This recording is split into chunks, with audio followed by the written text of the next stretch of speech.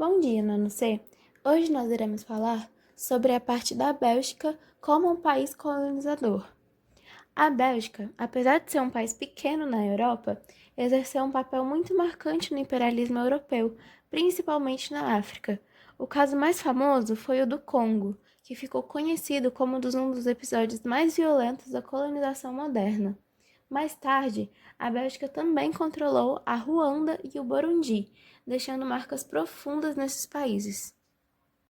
Para a gente poder começar a falar sobre esse processo de colonização do Congo, e no final a gente vai lembrar também sobre a Ruanda e o Burundi, a gente tem que falar do Congo e do rei Leopoldo II. O rei Leopoldo II foi o segundo rei dos belgas de 1865 até a sua morte em 1909.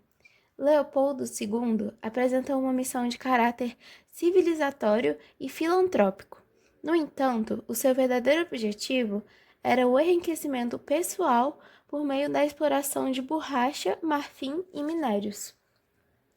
A colonização belga começou com ele, que transformou o Congo em sua propriedade pessoal entre 1885 e 1908, chamando-o de Estado Livre do Congo.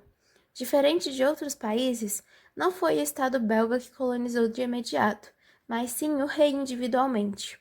Nesse período, a exploração foi extremamente violenta e lucrativa para a Bélgica. Agora a gente vai falar sobre métodos de exploração. A extração dessas riquezas foi feita com trabalho forçado, violência extrema, tortura e mutilações. Muitos congoleses, o povo da República do Congo, tiveram mãos e pés amputados e punições como trabalho forçado, quase escravidão e proibição de práticas culturais locais. No Palácio de Leopoldo, em Tervuren, ele criou o Museu da África e chegou a exibir 267 congoleses como zoológico humano. Mortes em massa e abuso infantil. Estima-se que até 10 milhões de pessoas morreram por assassinato, doenças, fome ou maus tratos, embora esse número seja debatido entre historiadores. Crianças órfãs eram sequestradas e enviadas a colônias infantis ou treinamentos como soldados. Mais da metade morria nesses locais. Reações e o fim do regime do rei. A consternação internacional cresceu com as imagens das atrocidades, mutilações, crianças recrutadas, aldeias destruídas. O jornalista Edmond Danny Moran liderou uma campanha contra o regime. O país permaneceu sob domínio belga até 1960, quando conquistou a independência. As atrocidades do Congo começaram a ser denunciadas por missionários, jornalistas, ativistas e especialmente pelo jornalista Edmond e o diplomata Roger Cassemente. A pressão internacional cresceu diante das provas de mutilações, massacres e trabalho forçado. Diante disso, em 1908, o rei Leopoldo II foi obrigado a entregar o Congo ao governo da Bélgica, transformando-o em uma colônia oficial, Congo belga, e pondo fim no seu domínio pessoal.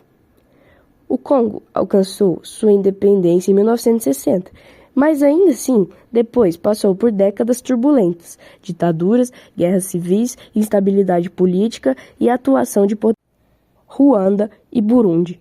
Os países passaram a ser do controle belga após a Primeira Guerra Mundial, como mandatos da Liga das Nações.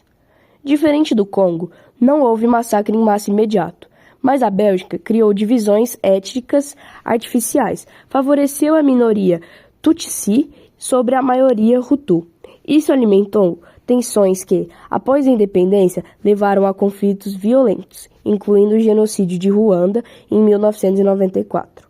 Consequências da colonização belga no Congo, Ruanda e Burundi. Mortes em massa. Estima-se que até 10 milhões de pessoas morreram no período de Leopoldo II. Violência e trauma social, mutilações, trabalho forçado e castigos brutais deixaram marcas profundas. Exploração econômica. Riquezas, borracha, marfim e minérios foram levados para a Bélgica, enquanto os africanos permaneceram na pobreza. Destruição cultural. Línguas, tradições e formas de organização local foram reprimidas. Divisão étnica artificial. Em Ruanda e Burundi, a Bélgica favoreceu a minoria Tutsi sobre os Hutus, criando rivalidades que culminaram em guerras e genocídio, como o de Ruanda em 1994.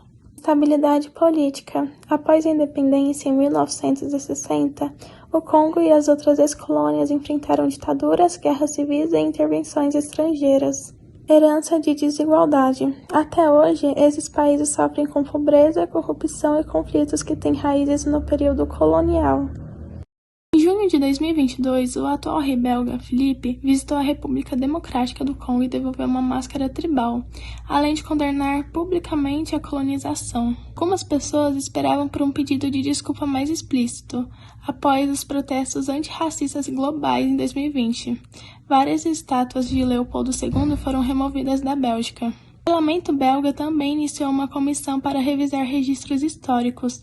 O relatório final foi esperado ainda para 2025.